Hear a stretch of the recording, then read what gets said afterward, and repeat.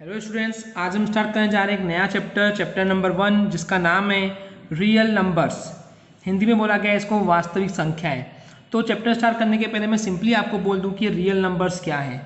मैं अगर सिंपली बात करूं कि क्लास 10 तक के आप जितने भी नंबर पढ़ते हुए आए हैं, जो भी नंबर्स आपने देखे हैं, चाहे वो सिंपल नंबर हो, चाहे वो अपॉन वाले नंबर हो, बट्टे वाले संख्याएँ हो, चाहे वो अंडर रूट के अंदर वाला हो जिसको हम कर्ली बोलते हैं, वर्गमूल के अंदर हो, तो वो सारे के सारे नंबर जो अभी तक आपने पढ़ते हुए आए हैं, क्लास फर्स्ट से बोलूँ अगर मैं, तो क्लास फर्स्ट से लेकर अभी क्लास 10 तक के आपने जितने भी नंबर पढ़े वो रियल नंबर्स ही होते हैं, वास्तविक संख्याएं होती है। ओके, पर इसके लिए और एक चीज़ है जो डिफाइन की गई रियल नंबर्स के लिए कि ऐसे नंबर जो कि इमेजनरी नंबर्स नहीं होते हैं वो रियल नंबर्स होते हैं। तो अभी बात आती है कि इमेजनरी नंबर्स क्या है, तो फिलहाल वो आपके सिलेबस में स्टूडेंट्स नहीं है। ओके, तो वो आप जब 11th में जाएंगे, मैथ्स लेंगे अगर आप, तो फिर आपको समझेगा कि इमेजनरी नंबर क्या होता है। So what I will say कि सिंपली रियल नंबर्स जो हैं वो सारे नंबर जो आपने पढ़े हैं, बस अगर मैं बात करूँ कि अंडर रूट के अंदर -2 या माइनस वाले कोई भी नंबर लिख दूंगा, तो अंडर रूट के अंदर जो भी माइनस वाले नंबर मैं लिख रहा हूँ, बेसिकली कोई भी निगेटिव नंबर्स हो, वो सारे नंबर्स जो हैं वो रियल नंबर्स नहीं होते हैं। ओके, ये नंबर्स होते हैं इमेजनरी नंबर्स, जो कि सिर्फ हम इमेजिन सोच सकते हैं कि सोच में ही संभव है, वास्तविक दुनिया में वो नहीं है नंबर।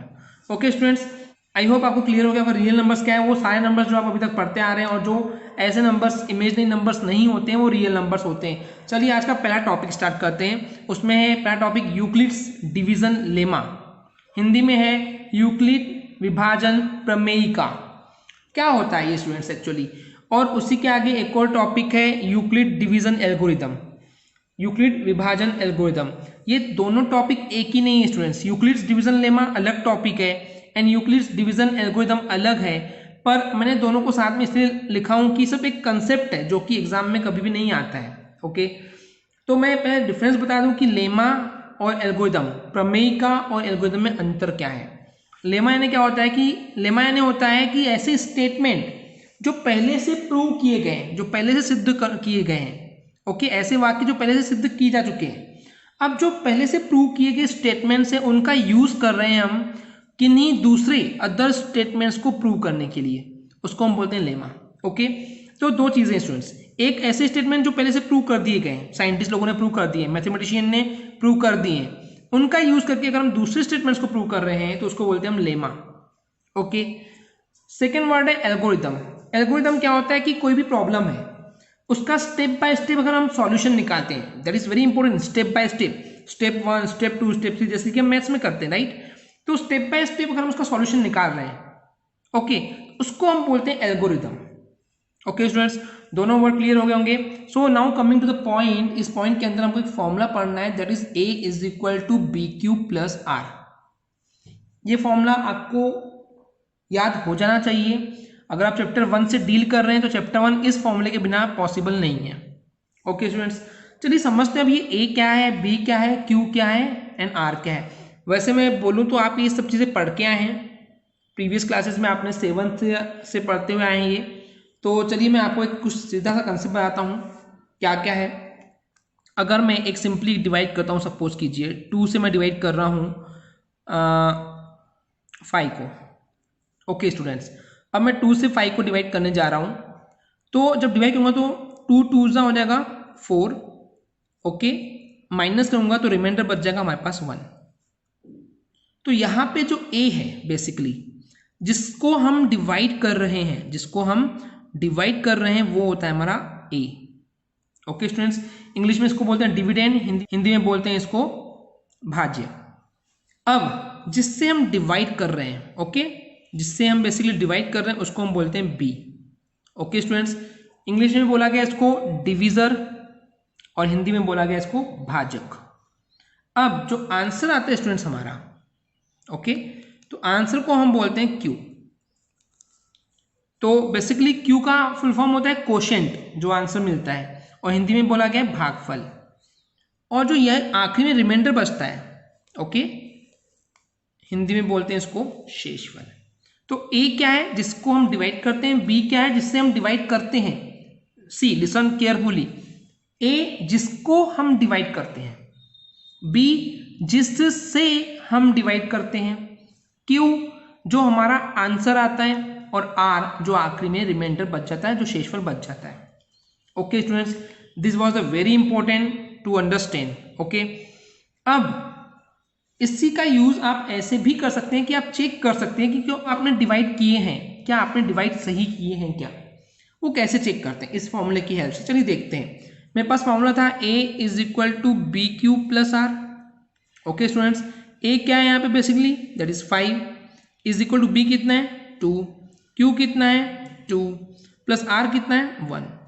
हमारा आंसर तभी स्टूडेंट सही होगा अगर हम इसको सॉल्व करें, और सॉल्व करने के बाद LHS पार्ट और RHS पार्ट दोनों सेम हो, यानी कि इक्वल के लेफ्ट हैंड साइड भी और इक्वल के राइट हैंड साइड भी सेम आंसर आएगा, तो हमारा आंसर सही है। इसका मतलब हमने जो डिवाइड किया वो सही है।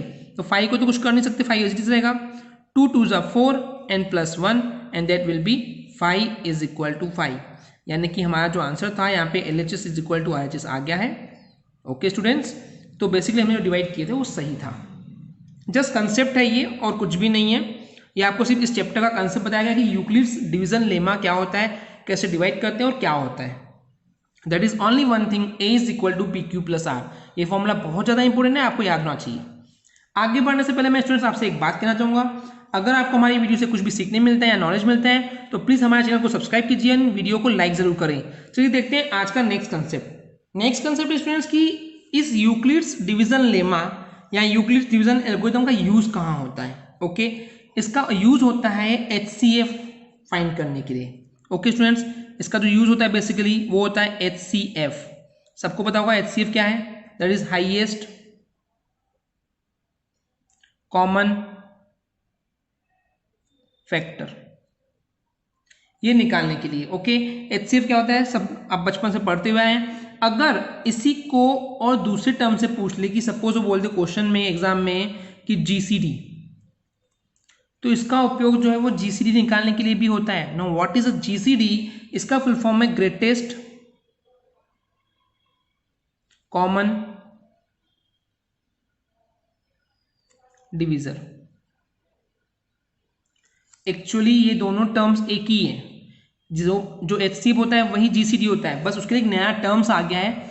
ओके स्टूडेंट्स, तो सिंपली इसका यूज जो होता है HCF या फिर GCD निकालने के लिए होता है। चलिए देखते हैं आज का first example, that is example number 1। Example 1 में बोला गया है कि आपको फाइंड करना है HCF ऑफ 4052 एंड 12576।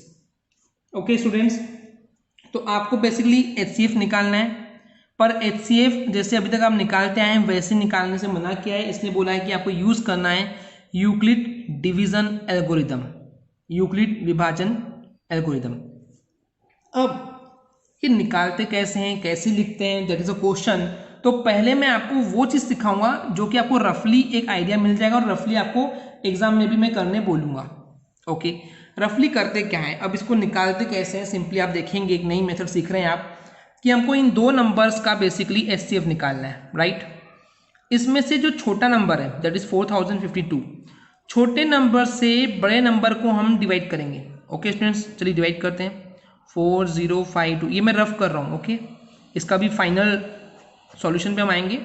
4052 से मैं डिवाइड कर रहा हूँ दैट इज 12576 को। ओके स्टूडेंट्स, अब हम इसको जब डिवाइड करेंगे तो मेरे को दिख रहा है कि 4000 है, तो 4 3 ज़ा 12, नियरली 3 से ये डिवाइड होगा।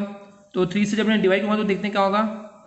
3 2 ज़ा 6, 5 3 ज़ा 15 कैरी आया 1 1 आ जाएगा क्योंकि 3 0 ज़ा 0 प्लस 1 1, 3 4 ज़ा 12।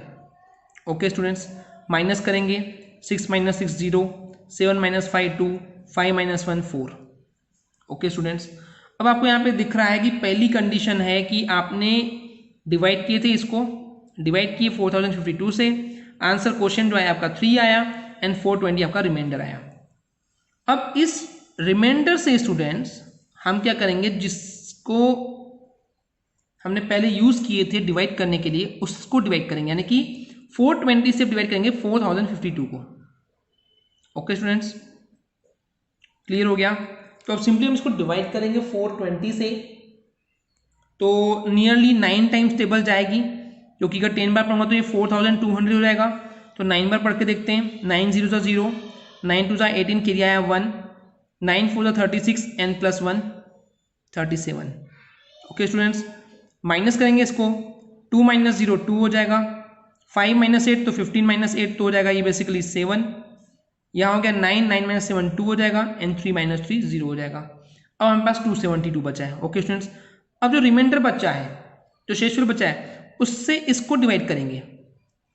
ओके स्टूडेंट्स, मतलब कि 420 को डिवाइड करेंगे। अब 2 बार पढ़ूंगा तो आपको दिख रहा है कि ज़्यादा हो जाएगा, तो मैं एक ही बार टेबल पढ़ूंगा तो हो जाएगा 272। ओके स्टूडेंट्स, माइनस करूंगा, 10 माइनस 2 हो जाएगा तो 8 हो जाएगा, ये हो जाएगा 11 माइनस 7 तो 4 हो जाएगा, एंड 4 माइनस यहाँ 3 हो जाएगा तो 3 माइनस 2 हो जाएगा तो 1 हो जाएगा। ओके स्टूडेंट्स, अब 148 जो रिमाइंडर आया उससे डिवाइड करूंगा किसको, 272 को। ओके, चलिए डिवाइड करते हैं। आपको तब तक डिवाइड करते जाना है जब तक कि रिमाइंडर यानी कि जो शेषफल है वो 0 नहीं बचता। ओके स्टूडेंट्स, चलिए देखते हैं। तो वापस एक बार टेबल पढ़ूंगा मैं सिंपली, तो हो जाएगा 148, माइनस कर दूंगा तो 12 माइनस 8 हो जाएगा 4, 6 माइनस 4 हो जाएगा 2, एंड 2 माइनस 1 1। अब आपको मिल गया 124। ओके स्टूडेंट्स, अब इस रिमाइंडर से हम डिवाइड करेंगे किसको, 148 को। चलिए करते हैं। तो एक बार पढ़ेंगे तो 124, फिर माइनस कर देंगे, 8 माइनस 4 हो जाएगा, यहाँ 4 बच जाएगा, एंड यहाँ पे सिंपली 4 माइनस 2 2 बच जाएगा। अब यहाँ पे देख रहे हैं स्टूडेंट हमारे पास जगह नहीं है, तो मैं यहाँ पे यूज करता हूँ ये स्पेस। अब मैं 24 से डिवाइड करूँगा किसको स्टूडेंट्स, बेसिकली 124 को। ओके स्टूडेंट्स, अब हमको दिख रहा है कि हम यहाँ पे बेसिकली इसको 24 की टेबल 5 बार पढ़ सकते हैं, बिकॉज 25 5 125 होता है, तो 4 5 20, कैरी आया 2, एंड 5 2 10, 10 एंड 2 12, माइनस करेंगे। ओके स्टूडेंट्स, तो यहाँ पर हो जाएगा 4, बाकी तो माइनस हो जाएगा तो बचेगा नहीं। अब इस रिमाइंडर से हम डिवाइड करेंगे किसको, 24 को। ओके स्टूडेंट्स, तो अब 4 6 जा 24 हो जाएगा, तो रिमाइंडर बच गया 0 एंड 0।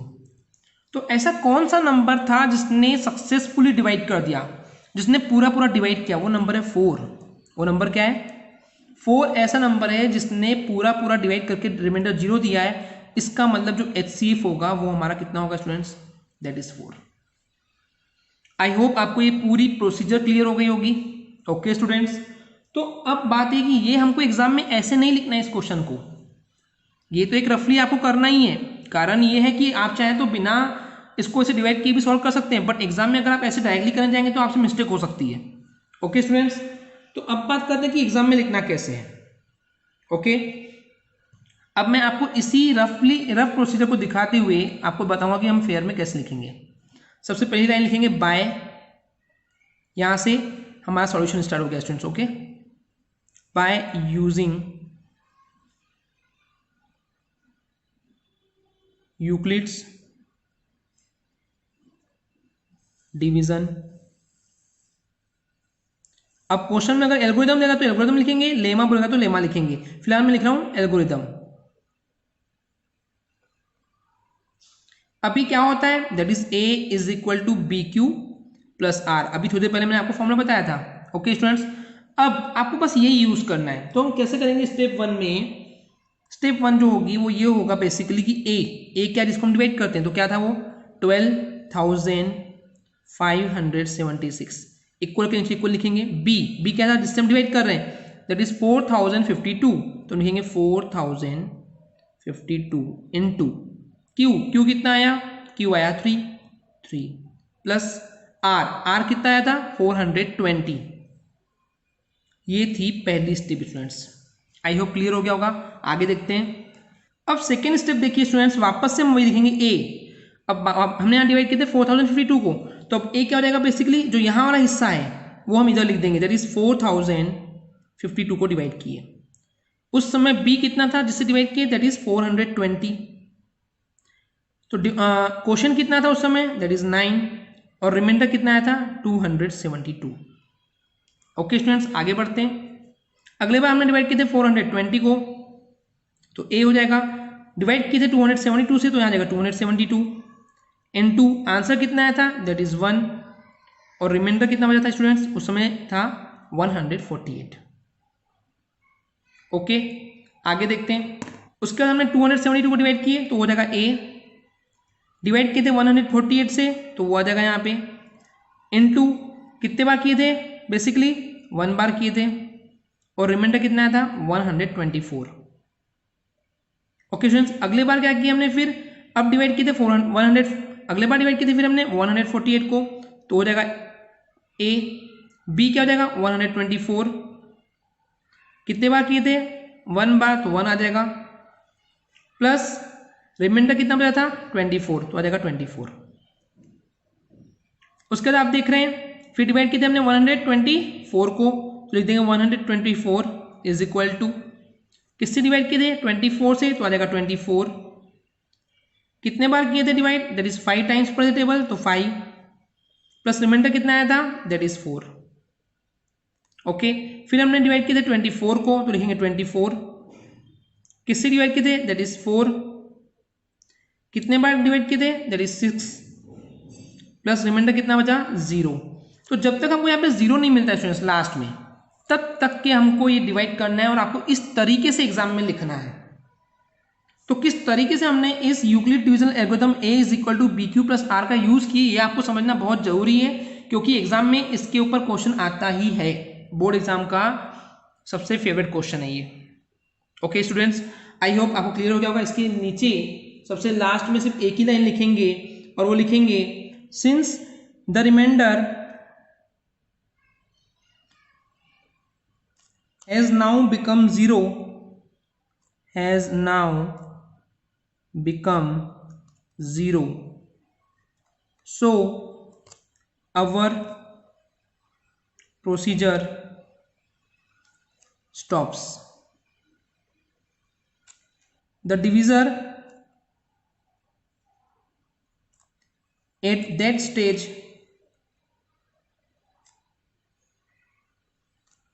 is 4 है, hence 4 is HCF of 4052 and 12576। Okay students, ये आपको थ्योरी लिखना है।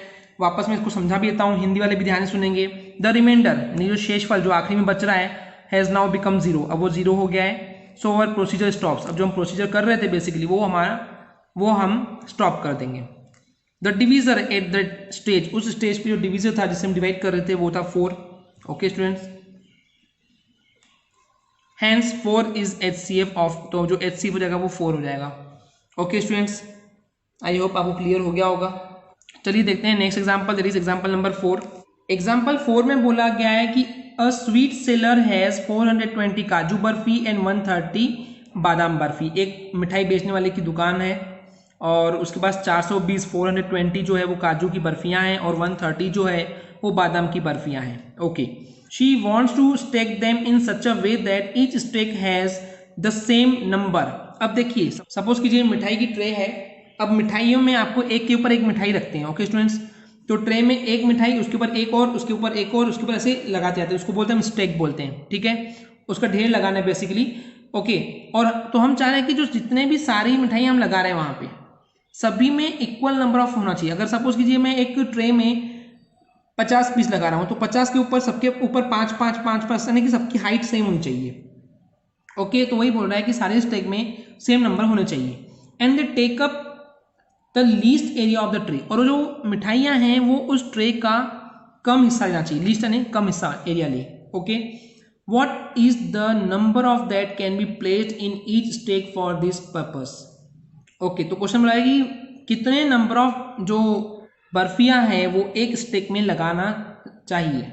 ओके, क्वेश्चन में बोला कि what is the number that can be placed in each stack for this purpose. तो इस मकसद के लिए, तो बोला गया स्टूडेंट्स कि इस मकसद से आप सोचिए आपको ट्रे में कम से कम एरिया भरना है। ओके, अब ट्रे में कम से कम एरिया जब लेंगे आप, तो आप क्या सोचेंगे कि उसमें ज्यादा से ज्यादा हमको बर्फियां लगाना है। ओके स्टूडेंट्स, तो क्योंकि यहाँ पे एक वर्ड आ रहा है कि मैक्सिमम बर्फियां हमको अरेंज करना है, राइट। क्या करना है हमको, ज्यादा से ज्यादा बर्फियां लगाना है उस एक स्टेक में। ओके, तो अब आप सोचिए यहाँ पे एक वर्ड आया है मैक्सिमम से मैक्सिमम नंबर ऑफ पीसेस होने चाहिए स्वीट्स के, बर्फी के एक स्टेक में, इसका मतलब हमको निकालना पड़ेगा HCF। अब आप बोलेंगे ये कैसे हमको पता चला कि ये HCF ही निकालना है? ओके, कैसे आइडेंटिफाई करेंगे? चलिए मैं आपको सिखाता हूँ उस चीज़ को सोचना कि जब भी ऐसा क्वेश्चन स्टूडेंट्स, जो कि आगे एक्सरसाइज के क्वेश्चन में भी है, ऐसा क्वेश्चन जहाँ पे यहाँ जो दिया हुआ है सीधा सीधा या इंटेंशन निकल रहा है कि हमको ज़्यादा से ज़्यादा चीज़ रखना है, या तो मैक्सिमम बोलेगा या तो लार्जेस्ट बोलेगा, यानी मैक्सिमम लार्जेस्ट अगर ऐसे नंबर्स आ रहे हैं, ऐसे टर्म्स आ रहे हैं, बेसिकली मैक्सिमम लार्जेस्ट अगर ऐसे टर्म्स आ रहे हैं तो आपको निकालना HCF ही है। ओके स्टूडेंट्स, सो जहाँ पे भी मैक्सिमम, यहाँ पे भले उसने क्वेश्चन में मैक्सिमम वर्ड नहीं बोला है, तो उसने कंसेप्ट क्या लगा दिया कि लीस्ट एरिया, ट्रे में कम से कम एरिया लिया, लेकिन क्वेश्चन क्या बोल रहा है कि कितनी बर्फियां अरेंज करनी चाहिए एक स्टेक में, तो स्टेक में तो हम ज़्यादा से ज़्यादा लगाना चाहेंगे, क्यों? क्योंकि हमको एरिया कम यूज करना है। ओके, तो मैक्सिमम नंबर ऑफ स्वीट्स, बर्फियां जो हैं वो लगनी चाहिए एक स्टेक पे, एक लाइन में, तो स्टूडेंट्स इसके लिए हम क्या निकालेंगे? HCF। तो चलिए इसका सॉल्यूशन स्टार्ट करते हैं। तो सॉल्यूशन सीधा करेंगे, हम लिखेंगे यहाँ पे दो नंबर आए स्टूडेंट्स, एक आया 420 और एक आया 130। ओके, तो इन दोनों का HCF निकालेंगे, जो आंसर आ जाएगा बेसिकली वही हमारा फाइनल आंसर होगा। चलिए तो स्टार्ट कैसे करेंगे देखते हैं। पहली लाइन हम लिखेंगे सीधा HCF हमको निकालना है, तो लिखने का होता है HCF ऑफ, क्वेश्चन में बुलाया है 420 एंड 130। ओके, सो बेसिकली लिखेंगे HCF 420 and 130 will give the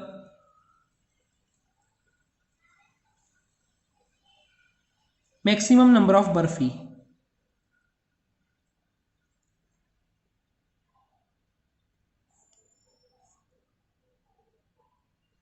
in each stick. अभी लाइन कहां से उठाया स्टूडेंट्स? ये आपको क्वेश्चन में दिया है। ओके, कि कितने number of barfis each stick में होना चाहिए, तो हम लिख देंगे सीधा HCF of 420 and 130 will give the maximum number of barfis in each stick. Okay students, Hindi में लिखेंगे कि HCF 420 और 130 का जो है हमको अधिकतम बर्फियों की संख्या देगा एक ढेरी में। ओके स्टूडेंट्स, तो अब सिंपली क्या करना है, आपको HCF निकालना है। अभी मैंने आपको सिखाया था, तो अब मैं थ्योरी पे फोकस नहीं करूंगा, मैं सिंपली आपको HCF निकाल के दिखाऊंगा। ओके स्टूडेंट्स, थ्योरी जैसे मैंने पहले क्वेश्चन में आपको लिखना सिखाया था, आपको सिंपली वैसे ही यूज करना है। चलिए स्टार्ट करते हैं। अब हम इसको HCF निकालेंगे, तो छोटा नंबर कौन सा है? 130। तो हम क्या करेंगे स्टूडेंट्स, 130 से डिवाइड करेंगे 420 को। तो पढ़िए टेबल, 13 1 13, 13 2 26, 13 3 39, तो 3 0 0, 3 3 9, 3 1 3, माइनस करेंगे 0, 12 माइनस 9 हो जाएगा 3, यानी कैंसिल आउट, तो 30 बचेगा। इस 30 से डिवाइड करेंगे किसको? 130 को। ओके स्टूडेंट्स, तो जाएगा 34 जा 120। ओके, माइनस करेंगे तो बच जाएगा 10। अब 10 से डिवाइड करेंगे किसको? 30 को, तो आ जाएगा कितना? बेसिकली 10 3 जा 30, रिमाइंडर आ गया 0। किससे डिवाइड किया? 10 से, तो हमारा क्या देगा स्टूडेंट्स? HCF। जैसे कि इसके पहले हमने थ्योरी लिखाए थे वही आप लिखेंगे वापस से, जैसे मैं बोल के बता रहा हूँ। The remainder has now become 0, so our procedure stops. The divisor at that stage is 10, hence 10 is the HCF of 420 and 130.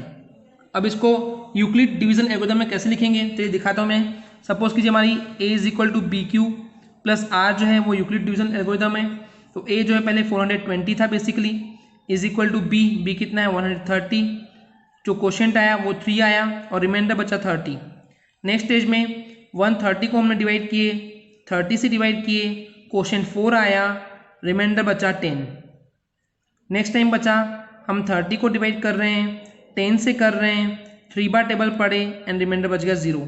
तो हमारा जो आंसर होगा ये हो जाएगा हमारा HCF। Okay students, I hope clear हो गया होगा। चलिए देखते हैं अब एक्सरसाइज 1.1। एक्सरसाइज 1.1 में स्टूडेंट्स क्या बोला गया यहाँ पे बेसिकली कि हमको निकालना है HCF। Okay, Euclid division algorithm का यूज करके निकालना है बेसिकली। और ये 3 क्वेश्चन है जो कि आपके लिए असाइनमेंट है, क्योंकि अभी 2 क्वेश्चन पे हमने आपको निकालना सिखा दिए HCF कैसे निकाला गया है, तो वो आपको निकालना आता है। इसका जो क्वेश्चन 3 है, चलिए क्वेश्चन नंबर 3 देखते हैं।